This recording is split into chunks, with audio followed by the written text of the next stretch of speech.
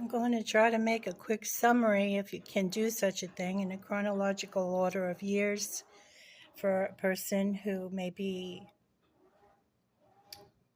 misidentified or mistaken for a different person. In 1971, I left my home in Massachusetts with a single parent, a mother, and three younger sisters, half sisters specifically, I would take care of.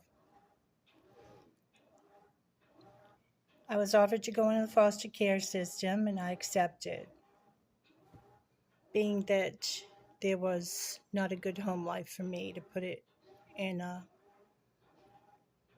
video acceptable publication format. Because I had gotten in trouble with my first boyfriend at the time, an undercover cop had chased us to a pizza place. I did not have possession of any marijuana on me, but they put it as the charge was, or if it was a conviction, I don't know. It was dismissed and sealed in a juvenile record. Possession of marijuana, to it, a narcotic drug. At the time, it was a felony. So I went on probation, and that's how I got the probation officer, not for being a runaway, because I had run away repeatedly. So I never lived again in the home there in Massachusetts, Quincy specifically. In 1973, I graduated at the age of 17. I have my high school transcript, and I got my diploma. I had been to 4 high schools in 3 years of high school because I had at first been in schools in Weymouth, a school in Weymouth, and then at first at the beginning I was in the Quincy school system. Then I was finished again uh, Wakefield, and I had in 11th split the year between, I believe, or done the 11th year in Malden, where my grandparents had taken me for a while. But I guess they didn't like my Cat Stevens music on their Magnavox in the living room. And a boyfriend had taken me out in his brand new Mach 1, and he let me drive it on the Milton Expressway, and it went off the road because the tire blew out, and we spun out in a ditch next to the rocky face of rocks, cliffs on either side, undamaged vehicle. Praise God. But I got home late. Terry Davis was my only friend at Malden High. A black girlfriend, we would walk home. Oh, I remember there was Karen Matthews too. Anyway, that was in Quincy though. But anyway, in 1978, I remember the blizzard. My mother had dropped off the 3 girls at my place I rented in Melrose, and then proceeded down in a car without a license to go do something. And then we had the blizzard of 78 while they were there, which kind of helped me because my landlady and landlord were not happy with 3 girls in the bedroom I rented in that Victorian home. And I had a job for the senior vice president, secretary in the loan department of that bank downtown. So we were walking around during the blizzard of 78.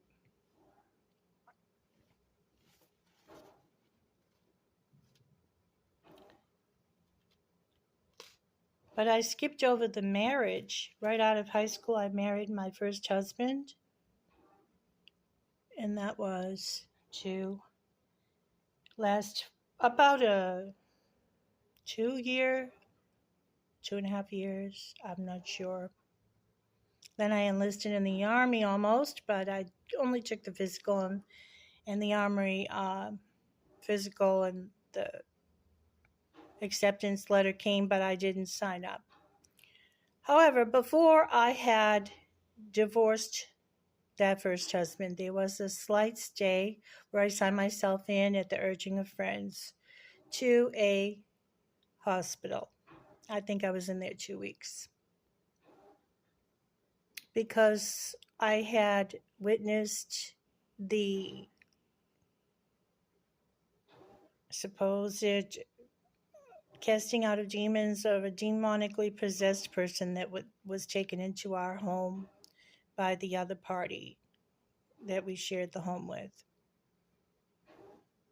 The whole church got involved, and they split over whether or not there can be such a thing these days. It was Church of Christ. So it did create quite a stir, and it did upset me, being that I had just come home from miscarrying a child with that husband, which I thought it was because he kicked me during a fight on the stairs.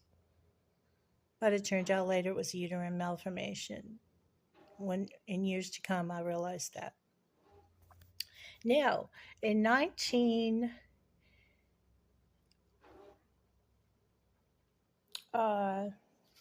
let's see,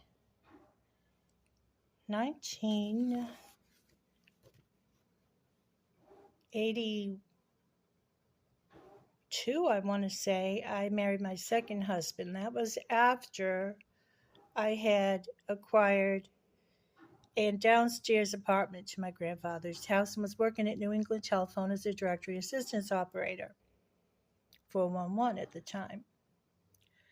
However, I was foolish enough to fall for the big speech about how good I would be treated, so it didn't turn out that way at all. And there was a divorce in 1992. But we were only together 7 years, I thought, so I probably didn't marry in 82. It was probably, I'll have to go look at the invitations that were sent out. I don't think there's a date. Well, yeah, there probably is a date on the invitation. I gave her a bath. She's doing well. In case you've seen my video with Gracie in it.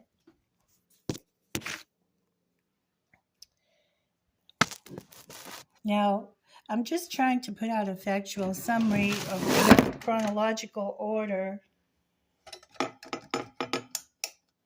for things that show that I wasn't living in Fort Lauderdale, because I discovered later, going online in the computer, that there is doesn't show the invitation, just the envelope that went out with the invitation in it.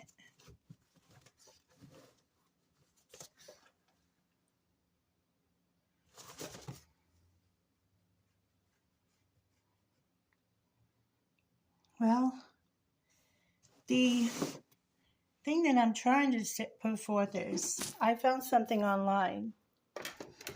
Whether we were married in, I guess we were married in 84, possibly. We were divorced, and after the first divorce, I quit using my last name and went back to resume my maiden name.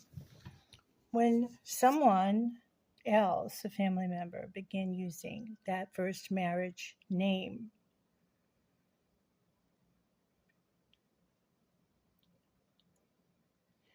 so then going back to the second divorce in 92, I was hurried in August to be married again to a third husband, which was an error in my judgment, and it was moving too fast for me. But being a fish out of water in a different state, and being surrounded with so many friendly people who were welcoming me and making a celebrity out of me, and I just felt like pressured and it felt to the manipulation of him and his friends to get married. That was in 1992, the same year. This is all in Tennessee, since I had arrived in Tennessee in 92 when I left the second husband of 7 years. So the second husband's divorce decree, I'm just noticing yesterday, has some provisions in it that I was not made aware of and just noticed them, that they have some kind of legal things in there talking about custodial and alimony and things like that of that nature that are in a separate contract. So I was left in the dark about that. But the point I'm making is from 1988 until 2003, obviously there was online that I discovered something pertaining to incapacitated person, which was using the name that the family member had assumed and had a house in that name and was using that name. So it wasn't me that was the incapacitated person. They had either a sibling or was playing the parts of two people down in Florida. Because I was building a home with my my realty trust home from my grandfather from the ground up. And I had designed it and built it and lived in it 21 years. And during the course between 92 and 2014, I was living there. I was never in Fort Lauderdale living down there, but I had gone down there to try to help a family member. And I had noticed this recently that there is also litigation that took place concerning the house that I was neglectful when I didn't even know I owned it. So 2014, I left Tennessee and went to North Carolina and lived there 7 years. I never lived in Florida. I visited Florida a few times and was helpful. So the disturbing fact is that there has been legal things done without me being present or summoned or made aware of it, without any kind of proper protocols or legal notice that I should have had. The only legal notice I've ever had was a W-4 saying I had a bank account during tax time when I was about 21, and I closed that account down and gave a warning not to use my identity again. But apparently it did happen because then I got a letter in 99 from a law firm, and I still have that. I still have the letter, and I did notarize it and sent back what they wanted from me about a home that I wasn't aware that I had in my name. I still to this day don't know why it was in my name or how it got into my name or my identity. I just speak at length and have case number with Bank of America about it, about some safety deposit box that was illegally moved out of state before a person executed a 21-year-old will.